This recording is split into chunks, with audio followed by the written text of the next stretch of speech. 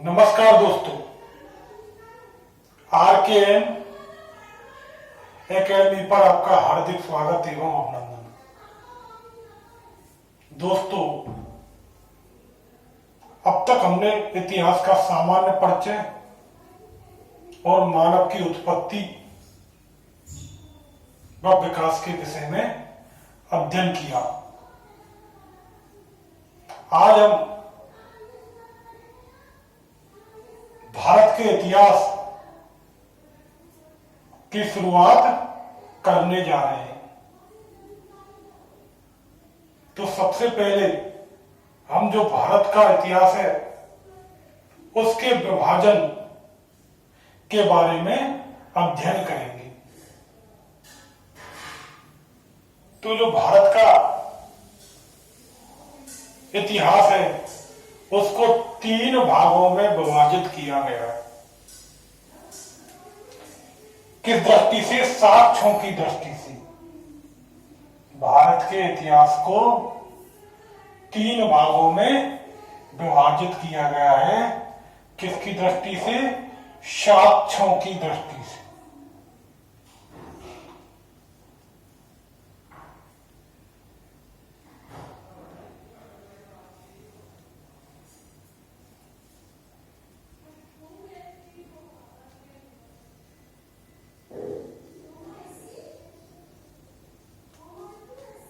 अब वह कौन कौन से हैं?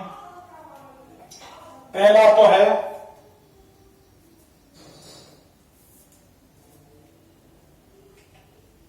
प्रागैतिहासिक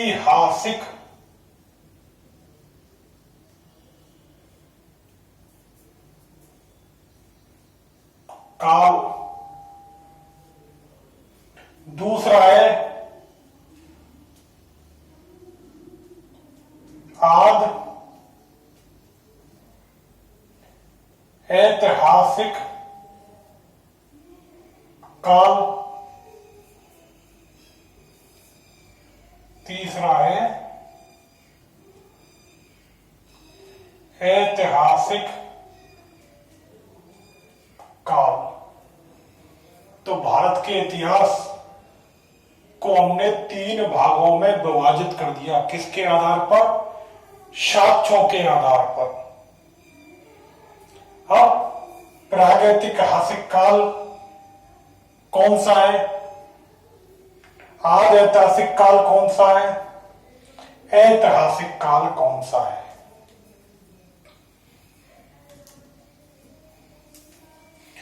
तो प्रागैतिहासिक काल कौन सा है?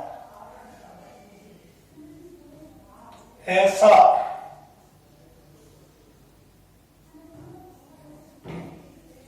काल या इतिहास,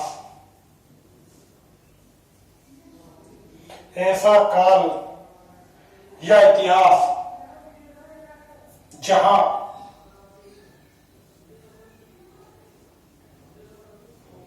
लिखित साक्ष्य नहीं मिले।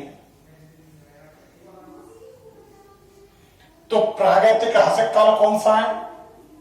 कि ऐसा काल या इतिहास जहां लिखित साक्ष्य नहीं मिले, अर्थात मनुष्य लिखना नहीं जानता था, ना पढ़ना जानता था। फिर जब लिखित साक्ष्य नहीं मिले तो हमें प्रागैतिहासिक काल के बारे में ज्ञान कहां से हुआ? वो हुआ हमें पुरातात्विक स्रोतों से।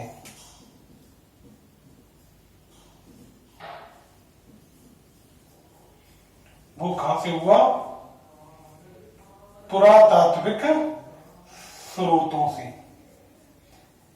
अब पुरातात्विक स्रोत कौन से हैं? जो स्रोत जहां उत्खनन करते हैं, जो जमीन के अंदर से या भूमि के अंदर से निकलते हैं, वो पुरातात्विक स्रोत होते हैं। जैसे मृदवांड, सिक्के आदि, यानी जो साहित्यिक स्रोत नहीं होते वो पुरातात्विक स्रोत होते हैं।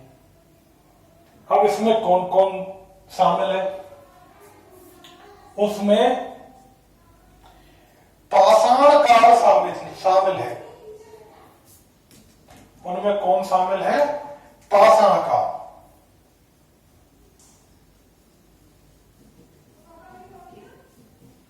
अर्थात पाषाण काल ऐसा काल है जहां हमें लिखित स्रोत नहीं मिले। तो पाषाण काल किसमें आगे आएगा? प्रागैतिहासिक काल है।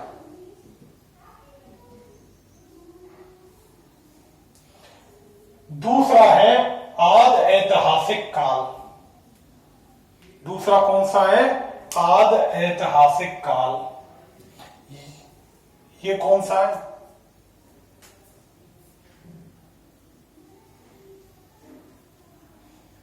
ऐसा काल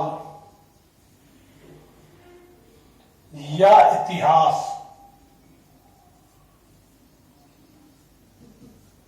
ऐसा काल या इतिहास जहां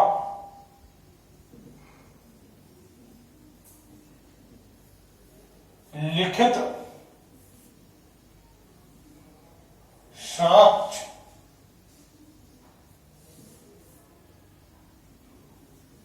तो मिले हैं,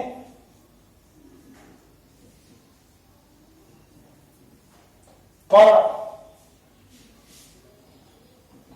उनको पढ़ा नहीं जा सका है। तो आद ऐतिहासिक काल कौन सा है? ऐसा काल या इतिहास जहां लिखित साक्ष्य तो मिले लेकिन उनको पढ़ा नहीं जा सका है। वो कौन सा काल है? आद ऐतिहासिक काल। या उनकी प्रमाणिकता पर संशय हो। तो आद ऐतिहासिक काल कौन सा है?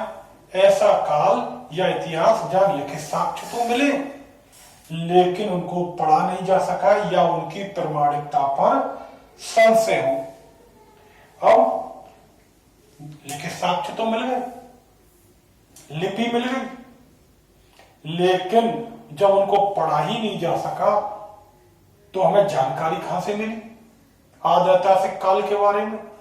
तो यहां भी हमें किस पर निर्भर रहना पड़ेगा? पुरातात्विक स्रोतों। यहां जानकारी किससे मिलेगी? पुरातात्विक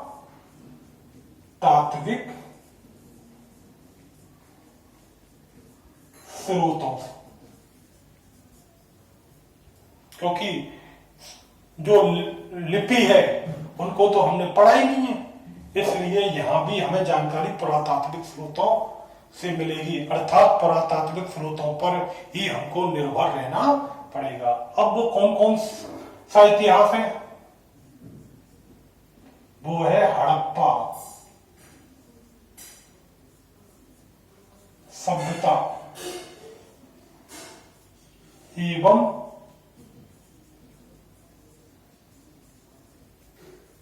वैदिक काल। हड़प्पा सभ्यता की लिपि को तो हमने पढ़ा ही नहीं है और अभी वैदिक काल की जो लिपि है उसकी प्रमाणिकता पर संशय है। इस कारण क्या है, इन दोनों को किसमें लिया जाता है? किस इतिहास में पढ़ते हैं? आद ऐतिहासिक काल। अब तीसरा कौन सा है? ऐतिहासिक काल।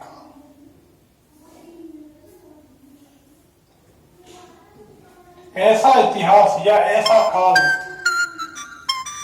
ऐसा इतिहास या ऐसा काल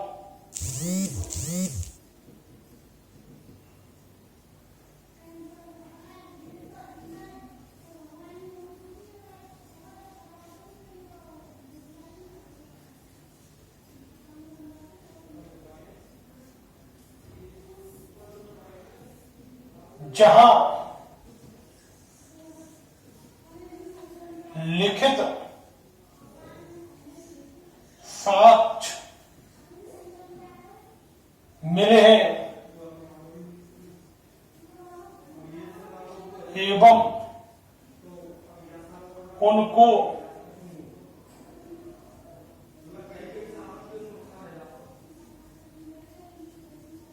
पढ़ लिया है, वो ऐतिहासिक काल है। हम ऐतिहासिक काल के बारे में जानकारी कहां से मिलती है? जब इनके स्रोतों को हमने पढ़ लिया है, यानी कि जो लिखित साक्ष्य हैं उनको हमने पढ़ लिया है, तो ऐतिहासिक काल के बारे में जानकारी कहां से मिलेगी? एक तो पुरातात्विक स्रोत,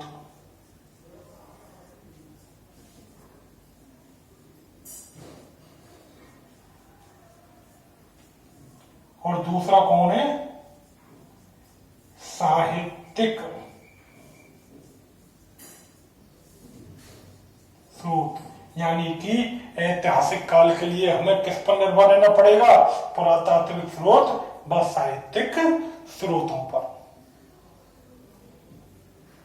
अब ये कहां से शुरू होता है? लगभग छठी शताब्दी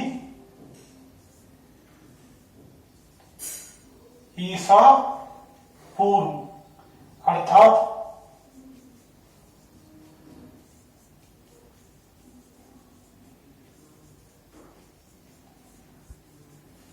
बौद्ध काल से। तो हमने साक्ष्यों के आधार पर वर्गीकरण पढ़ा।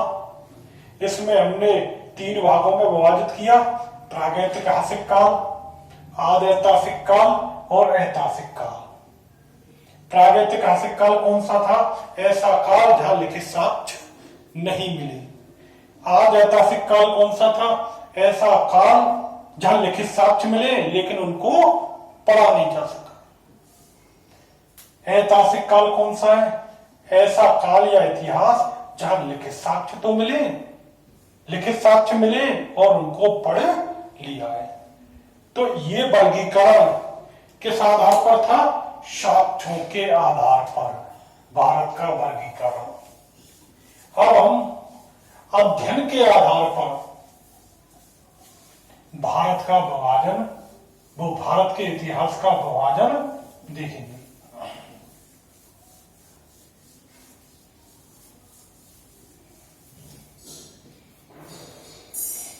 तो अध्ययन के आधार पर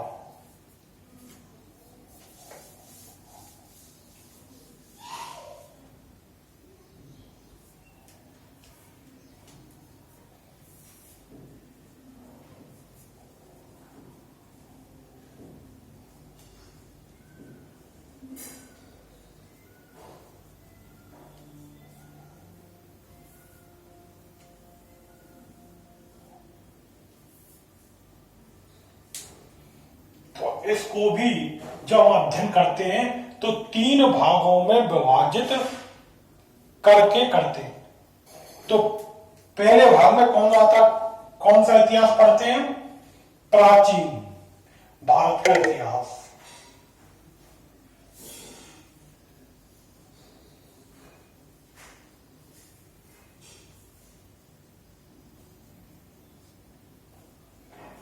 दूसरे भाग में कौन से पढ़ते हैं हम?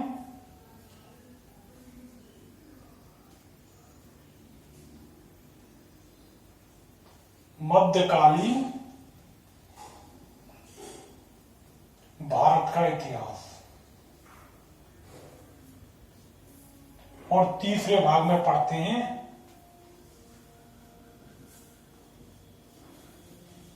आधुनिक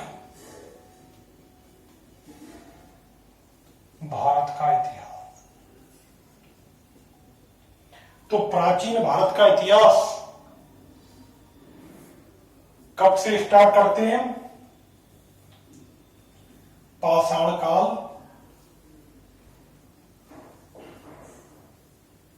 से 1200 ईस्वी तक का इतिहास। तो प्राचीन भारत के इतिहास में हम पाषाण काल से लेकर 1200 ईस्वी तक के इतिहास का अध्ययन करते हैं। यानी कि लगभग जो तराइन का द्वितीय युद्ध हुआ था तब तक के इतिहास का हम अध्ययन करते हैं। मध्यकालीन भारत का इतिहास, इसमें हम 1200 से 1761 ईस्वी तक के इतिहास का अध्ययन करते हैं।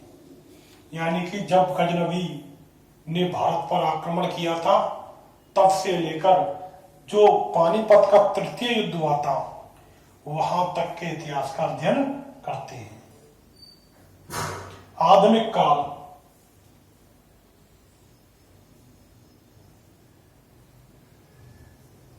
में किसका अध्ययन करते हैं?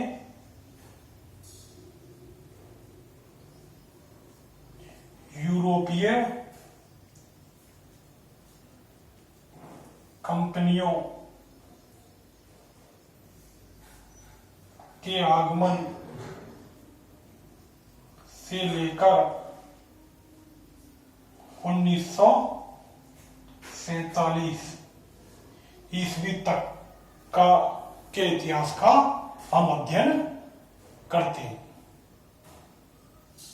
इसके अलावा कुछ क्षेत्रीय इतिहास हैं, उनके बारे में अध्ययन करते हैं, जैसे राजस्थान का इतिहास, उत्तर प्रदेश का इतिहास, मध्य प्रदेश का इतिहास।